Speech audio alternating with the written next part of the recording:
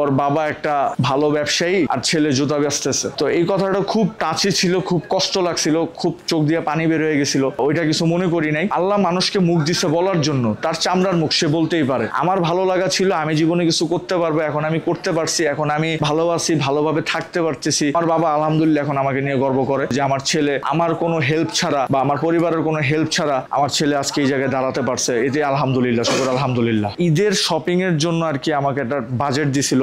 ওই বাজেট থেকে আমি কিছু টাকা প্লাস আমার কাছে কিছু টাকা সেভিংস ছিল, দুটো মিলিয়ে ওভারঅল বাংলাদেশের অনেক বড় একটা ব্র্যান্ড তারা। তো তাদের থেকে আমি একটা স্নেকার্স পারচেস করি 2016 সালে। তো ওই স্নেকার্সটা আমি 5,500 টাকা দিয়ে পারচেস করার পরে আমার স্নেকার্সটা 3 মাস পরে আর কি ফেটে যায়। তখন আমার মাথায় আসলো যে এটা ফেটে গেল, তো এই স্নেকার্সটা তো আমি 3 মাসও পরতে পারলাম না, এবং তাদের কাছে গেলাম, তারা কোনো ব্যবস্থাও গ্রহণ করলো না। তো ওইখান থেকে আর কি আমার শুরু হয়। মাথায় আসলো যে যেহেতু আমি স্নেকার্সটা পরতে পারলাম না, বাংলাদেশে এই ধরনের স্নেকার্স পরার মতো অনেক মানুষ আছে, তো আমি অনলাইনে চায়না থেকে ইম্পোর্ট করে ভালো কিছু স্নেকার্স আমি অনলাইনে সেল করতেছি না। তো ওইখান থেকে আমার মাথায় আসলো যে বাংলাদেশে এটার একটা মার্কেট প্লেস আছে। সো এখান থেকে আমি শুরু করি। তখন আমি বাংলাদেশের সর্বনিম্ন পর্যায়ে যে আমি সব জায়গা থেকে আমি এক্সপিরিয়েন্স গ্যাদার করি। আমি ভ্যানেও গেছি, আমি ওইখান থেকেও এক্সপিরিয়েন্স গ্যাদার করছি যে আমি কিভাবে প্রোডাক্ট সোর্সিং করতে পারি। ওই সময় যদি কোনো বাংলাদেশের মানুষ একটা স্নেকার্স পারচেস করতে যেত, ওই এলিফ্যান্ট রোড ছাড়া আর কোথাও ছিল না। তো ওইখানে যে আমি দেখছি যে ওইখানের সিস্টেমটা হচ্ছে যে আপনার ওইখানে 5-7টা 10টা ইম্পোর্টার আছে, আপনার 500 দোকান তারা কন্ট্রোল করতেছে। তো তাদের কাছ পর্যন্ত পৌঁছানোর মতো আমার ক্ষমতা ছিল না। তো আমি এক দোকানদারের মাধ্যমে আমি একটা লবিং করছি। লবিং করার পরে ওই ইম্পোর্টারের কাছ পর্যন্ত আমরা পৌঁছাইতে পারছি। পৌঁছানোর পরে আমরা ওইখানে তার সাথে একটা ভালো সম্পর্ক করছি। ওনার সাথে পরিচয় হওয়ার পরে আমি সামান্য কিছু টাকা ইনভেস্ট করি, যেটা আমার স্যালারি পাইতাম। সেই স্যালারির টাকা আমি 3 মাসের টাকা স্যালারি জমিয়ে, সেটা খুবই অল্প টাকা, দেন টাকাটা নিয়ে ওনার কাছে আমি গেলাম। যাওয়ার পরে আমি কিছু প্রোডাক্ট চয়েস করছিলাম, সেই প্রোডাক্টগুলো আমি ওনাকে দিলাম। উনি আমাকে প্রোডাক্টগুলো পারচেস করে দিল, দেশে এনে দিল। এরপর আমি এটা অনলাইনে বিক্রি করা শুরু, মানে অনলাইনে এর আগের থেকে বিক্রি করতাম, বাট ওই সাপ্লায়ার থেকে প্রোডাক্ট নেওয়ার পর থেকে আর কি আমি টোটালি মানে একটা সাপ্লায়ার কেন্দ্রিক আর কি বিজনেস আমার শুরু হয় ইম্পোর্ট লাইনে। তখন আর কি আস্তে আস্তে আমি এই সাকসেসটা পাই। তখন আমাকে প্রোডাক্ট দেওয়া শুরু করছিল আমার ওই সাপ্লায়ার। দেখা যায় আমাকে খুব কম কোয়ান্টিটির প্রোডাক্ট আসতো, আমার 20 পেয়ার 30 পেয়ার। এর থেকে দ্বিগুণ পরিমাণ আমার চাহিদা থাকতো। আল্লাহ তাআলা আমাকে ওইরকম একটা প্ল্যাটফর্ম তৈরি করে দিছিল। তো ওইখান থেকে আমার মনে হইলো আমার চাচ্চুর বাসা আছে, আমার চাচ্চুর বাসা একটা অফিস রুম আছে দোতলা, আমি কেননা সেটা রেন্ট নিয়ে আমি ওইখানেই না কেন শুরু করি। আমার ওই অফিস থেকেই আমার প্রথমত কাস্টমাররা আসা শুরু করে। তারা দেখতাম অনেকে অনেক দূর দূরান্ত থেকে আসা শুরু করে, ওভারঅল সবকিছু মিলিয়ে। তারপরে আমি চিন্তা করলাম যে আমি একটা আউটলেট দিলে হয়তো বা আমার জন্য আরো ভালো হবে। আরো যেহেতু ওইটা খুব কঠিন লোকেশন ছিল, তো আমি মোহাম্মদপুরের মধ্যে আর একটা গুড লোকেশনে আসার চেষ্টা করি। মোহাম্মদপুর একটা প্রাইম লোকেশন আমি শোরুমটা দেই।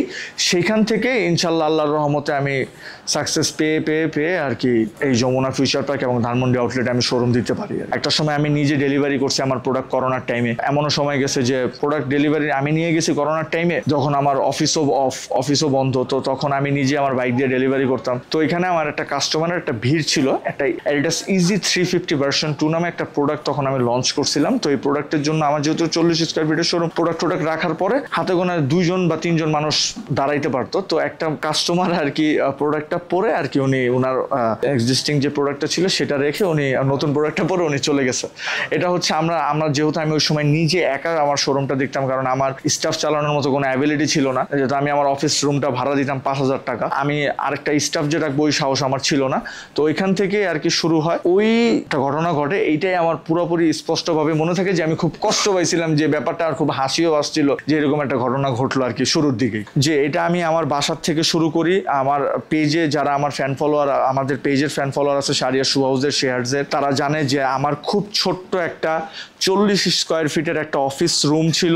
সেইখান থেকে তারা অনেকে আল্লাহর রহমতে লাইন ধরে আমার থেকে প্রোডাক্ট নিয়েছিল ওই সময়। তো ওই 40 স্কয়ার ফিটের ওই শোরুম থেকে আজকে এখন আমি বর্তমানে 1500 স্কয়ার ফিটের শোরুমে। আর কটু কথা বলতে হচ্ছে অনেক শুনছি, ফ্যামিলি থেকে শুনছি, বন্ধু বান্ধবের থেকে শুনছি, ওভারঅল সবকিছু মিলে কষ্ট তো অনেকই লাগছে। আমাদের সাপ্লায়ারের একটা প্রবলেম ছিল, সাপ্লায়ারের সাথে যে কোনো একটা ইন্টারনাল প্রবলেম আমাদের হয়েছিল। সো সেই প্রবলেমটা হওয়ার পরেই আমি আমার জীবনের সবচেয়ে খারাপ সময় পার করছি। সবকিছুরই একটা সিস্টেম আছে। সে প্রবলেমটা হওয়ার পরে আমরা আমাদের কোনো ব্যাকআপ হয়তো বা কিছু রেখেছিলাম, যেখান থেকে আমরা হয়তো বা অন্য সাপ্লায়ারের থেকে সাহায্য নিয়ে আমরা কিছু একটা করতে পারছি। যদিও ওই সময় আমাদের হাতে ওই অ্যামাউন্টটা বা ওই ধরনের 2-1 জন হাতে না থাকতো, তাহলে আমি যদি আপনাকে অনেস্টলি বলি আমি নিঃস্ব হয়ে যেতাম বা আমি শেষ হয়ে যেতাম। লড়াই করছি, ইনশাল্লাহ এখন আমি একটা সুইটেবল পজিশনে আসছি। এটা হচ্ছে অ্যাডিডাসের একটা প্রোডাক্ট Y3।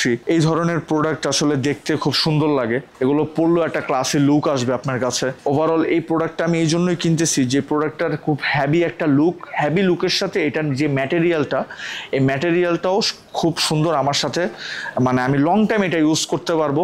এবং এই জিনিসটা দেখেই কিন্তু আমি প্রোডাক্টটা পারচেস করতে পারবো যে এটার সোলটা হাই কোয়ালিটি কিনা, এটার প্যাডিংটা হাই কোয়ালিটি কিনা। ওভারঅল এই জিনিসগুলো দেখে একটা স্নেকার্স পারচেস করা উচিত আমার মতে।